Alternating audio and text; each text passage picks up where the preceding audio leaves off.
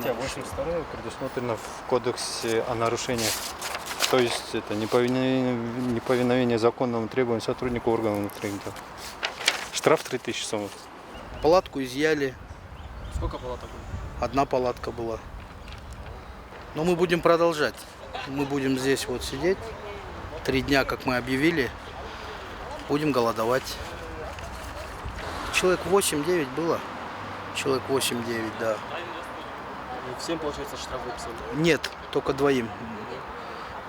Мне и моему товарищу Амантуру. По 3000 сомов. Каждый год? Да.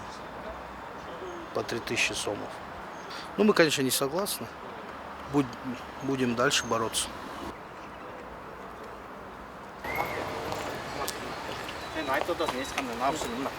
Копию протокола получил. Копию протокола получил. ошону эметсеңиз жаза берсин ушул жак. Макул эмес да тура аман тур.